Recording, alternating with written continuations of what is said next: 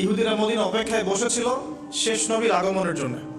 সারা দুনিয়া বাদ দিয়ে তারা মদিনা কি করছে? এখন সারা দুনিয়া বাদ দিয়ে জেরুজালেমে কি করছে বলেন? দাজ্জালের আগমনের জন্য অপেক্ষা করছে। খুব সুন্দর করে বোঝার চেষ্টা করেন, এখানে অনেক কিছু আছে এই অংশটুকুর মধ্যে।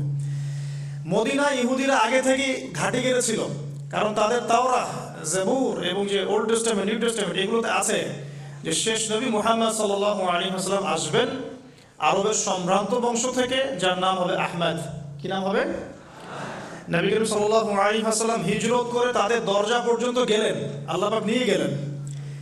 এমনকি নবী সাল্লাল্লাহু আলাইহি ওয়াসাল্লাম বেশ কয়েক মাস তাদের কিবলা অনুসরণ করে নামাজও পড়লেন, তাদের সাথে মদিনা সনদ করলেন, মনে আছে? কিন্তু তারপরেও কেন তারা নবী সাল্লাল্লাহু আলাইহি ওয়াসাল্লামকে স্বীকার করলো না? কারণ নবী সাল্লাল্লাহু আলাইহি ওয়াসাল্লাম বনু ইসরাঈল থেকে আসেন নাই, বনু ইসমাঈল থেকে এসেছেন। কথা বুঝতে পারছেন? বনু ইসমাঈল মানে ইব্রাহিম আলাইহিস সালামের দুই ছেলে, ইসমাঈল, ইসহাক। ইসহাক আলাইহিস সালামের ছেলের নাম ইয়াকুব। ইয়াকুব আলাইহিস সালামের ছেলে আরেক নাম হচ্ছে, ইয়াকুব আলাইহিস সালামের আরেক নাম হচ্ছে ইসরাঈল। কি নাম? তার সন্তানদের বংশের নাম হচ্ছে বনু ইসরাঈল। 1,24,000 নবী রাসূলের মধ্যে বেশিরভাগ নবী রাসূল বনু ইসরাঈল থেকে এসেছেন, বেশিরভাগ, ম্যাক্সিমাম, ইনক্লুডিং দাউদ আলাইহিস সালাম, সুলাইমান আলাইহিস সালাম, ইউসুফ আলাইহিস সালাম, ইউনুস আলাইহিস সালাম, হ্যাঁ, নবী মুসা আলাইহিস সালাম ইত্যাদি। আর বনু ইসমাঈল থেকে এই যে শেষ নবী মুহাম্মদ রাসূলুল্লাহ সাল্লাল্লাহু আলাইহি ওয়াসাল্লাম। এটা ছিল একটা ঈর্ষা, সত্য গ্রহণ না করা। আল্লাহ রাব্বুল আলামিন এর ফলশ্রুতিতে তাদের সাথে আমাদের বিচ্ছেদ ঘোষণা করলেন, কেবলা পরিবর্তন করে দিলেন। তোমাদেরকে ওদের কেবলা অনুসরণ করতে হবে না, তোমরা নতুন কেবলা অনুসরণ করো। আর এখন সারা মুসলিম বিশ্বের মুসলমান ওদের কেবলা অনুসরণ করছে। কোন কেবলা? আদর্শিক কেবলা। আপনি নামাজ তো পড়ছেন ঠিকই কাবা ঘরের দিকে তাকিয়ে, কিন্তু আমাদের বাথরুম থেকে শুরু করে পলিটিক্স পর্যন্ত এভরিথিং ওদের অনুসরণে, প্রতিটা বিষয় ওদের অনুসরণ অনুকরণে। তাহলে আমরা কাদের কেবলা অনুসরণ করছি? অথচ নবী সাল্লাল্লাহু আলাইহি সাল্লামকে মুখ ফিরাতে বললেন আল্লাহ পাক, মুখ ফিরিয়ে নাও তুমি এখান থেকে। মুখ ফিরানোর মানে হচ্ছে নতুন একটা ন্যাশনাল উত্থান। এরপর থেকে মুসলিম জাতি বিজয়ী হয়েছে পুরো জাজিরাতুল আরবের মধ্যে। কথা কি ধরতে পারছেন? এবার সামনে আসেন। তো ইহুদিরা যে অপেক্ষা সেখানে করছিল, সেই একই অপেক্ষা কিন্তু তারা এখন এখানেও করছে। তারা মনে করে যে তাদের একজন মাসিহ আসবে, যে মাসিহকে তারা মনে করে সত্য মাসিহ, বাট সে সত্য মাসিহ নয়। আল্লাহ রাব্বুল আলামিন তাদেরকে তাদের পাপের কারণে এমনভাবে আযাব এবং গজব পরীক্ষায় ফেলেছেন যে তারা মিথ্যা মাসিহকে সত্য মনে করছে। অথচ সত্য মাসিহ কে ছিলেন? নবী ঈসা আলাইহিস সালাম। নবী ঈসা আলাইহিস সালামকে কারা হত্যা করার চেষ্টা করেছিল? এরাই। মনে আছে? ওয়া মা কাতালুহু ওয়া মা সালাবুহু বাল রাফাআহু আল্লাহু ইলাইহি। তারা তাকে হত্যা করতে পারে নাই, ক্রুশবিদ্ধ করতে পারে নাই, বরং আল্লাহ রাব্বুল আলামিন তাকে উঠিয়ে নিয়েছেন।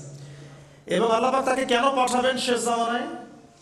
বিকজ দুটো দায়িত্ব। এক, তার হাতে আল্লাহ রাব্বুল আলামিন মিথ্যা মসিহের হত্যা লিখে রেখেছেন, আলহামদুলিল্লাহ। এমনকি হাদিসের পাতে স্পেসিফিকলি লেখা আছে যে বাবেলুদ নামক জায়গায় দাজ্জালকে হত্যা করা হবে ইনশাআল্লাহ। কোন জায়গা? Go and search in Google. এখন দেখেন আপনি বাবেলুদে কি আছে ওদের। এটা আমি বলে দিচ্ছি না, টাচ করলাম। বাবেলুদে ওদের কি আছে দেখুন। বাবেলুদ কোন জায়গা, কি করছে ওখানে তারা। আর আরেকটা মিশন হচ্ছে তার, ঈসা আলাইহিস সালাম শেষ জামানায় এসে 40 ইয়ার্স, 40 বছর সারা দুনিয়ায় আবারও সেই ইসলামী খেলাফা কায়েম করবেন ইনশাআল্লাহ। যেটা উমর রাদিয়াল্লাহু আনহুর যুগে ছিল, আবু বকর সিদ্দিকের যুগে ছিল, ওসমান আলী রাদিয়াল্লাহু আনহুম তাদের যুগে ছিল। এখন আসুন, নবী সাল্লাল্লাহু আলাইহি ওয়াসাল্লাম মদিনায় হিজরত করলেন, আর হিজরতের আজকে হচ্ছে 1445 বছর। কত বছর?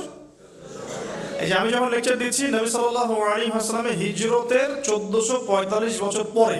সুবহানাল্লাহ। এতদিন পরে এই দিন যে সারা দুনিয়ার আনাচে কানাচে ছড়িয়ে গেছে, এটাই তো প্রমাণ করে ইসলাম একটা সার্বজনীন জীবন ব্যবস্থা। এই যে মালয়েশিয়াতে কি নবী সাল্লাল্লাহু আলাইহি ওয়াসাল্লাম পায়ে হেঁটে এসে দাওয়াত দিয়ে গেছেন? এখানে লক্ষ লক্ষ কোটি কোটি মানুষ মুসলিম। আল্লাহু আকবার। সাইবেরিয়াতে মুসলিম আছে, অস্ট্রেলিয়াতে মুসলিম আছে, আফ্রিকায় মুসলিম আছে। আপনি ইউরোপে যান, সেখানে মুসলিম পাচ্ছেন। ওই যে আফ্রিকার ওই যে ঘানা, নাইজেরিয়া ইত্যাদি, জিম্বাবুয়ে, কেনিয়া, ওই আবিসিনিয়া, ইথিওপিয়া, ইরিত্রিয়াতে পর্যন্ত আপনি কি মুসলিম পাবেন। আল্লাহু আকবার। তো এটাই তো প্রমাণ করে যে ইসলাম আল্লাহ রাব্বুল আলামিনের পক্ষ থেকে একটা মানে কি বলবো সর্বস্বীকৃত এবং চূড়ান্ত একটা জীবন বিধান। তো এখন নবী সাল্লাল্লাহু আলাইহি ওয়াসাল্লামের হিজরতের হয়ে গেল 1445 বছর, আর নবীজি এসেছেন মানেই কিয়ামতের আলামত শুরু হয়ে গেছে। নবীজি কি বলেছেন? কিয়ামতের প্রথম আলামত হচ্ছে আমি নিজেই, আমার আগমনটাই হচ্ছে কিয়ামতের আলামত। সোগরা, ছোট, আমার যে আগমন এবং কোরআন চলে আসছে, রেভলিউশন বন্ধ, এটাই তো আমার ওফাত, এটাই তো হচ্ছে কিয়ামতের প্রথম আলামত। 1445 বছর পরে আমাদের কি বোঝার বাকি আছে যে আমরা এখন ক্লোজিং টাইমে লেগে আছি? এটা বোঝার জন্য কি আপনার পিএইচডি করার দরকার আছে? চোখের সামনে নগ্ন মেয়েদের চলাফেরা, মেয়েরা ছেলেদের পোশাক পরে ঘুরে বেড়াচ্ছে, ছেলেরা মেয়েদের, হাইলি কনস্ট্রাক্টেড বিল্ডিংস, রিবার, ব্যাপকতা, ন্যায় অন্যায়ের মানদণ্ড পাচ্ছেন না, আল্লাহ পাকের হুকুম আহকাম উঠে যাচ্ছে, নামাজ পর্যন্ত উঠে যাচ্ছে, আর কি দেখার বাকি আছে আলামত? এরপরেও কিছু মানুষকে বোঝাতে হয় যে এটা শেষ জামানা চলছে। এটাই দুঃখের ব্যাপার। যাই হোক, এখন নবী সাল্লাল্লাহু আলাইহি ওয়াসাল্লাম নিজে গেলেন মদিনায়, গিয়ে দেখলেন ইহুদিরা রোজা রাখে, মুহররম মাসে রোজা রাখে। নবী জিজ্ঞাসা করছেন সাল্লাল্লাহু আলাইহি ওয়াসাল্লাম, নাম শুনলে দরুদ পড়বেন, মনে মনে সাল্লাল্লাহু আলাইহি ওয়াসাল্লাম বলবেন যে তোমরা কি জন্য সওম রাখছো? ইহুদিরা বললেন বা বলল যে আনজাল্লাহু আযজা ওয়া জাল মূসা ওয়া কওমা, এই দিনে আল্লাহ রাব্বুল আলামিন মূসা আলাইহিস সালাম এবং তার কওম মানে বনু ইসরাঈলকে নাজাত দিয়েছেন। ওয়া গারাকা ফিরআউন ওয়া কওমা, এবং আল্লাহ রাব্বুল আলামিন এই দিনেই ফিরআউন এবং তার কওমকে ডুবিয়ে দিয়েছেন।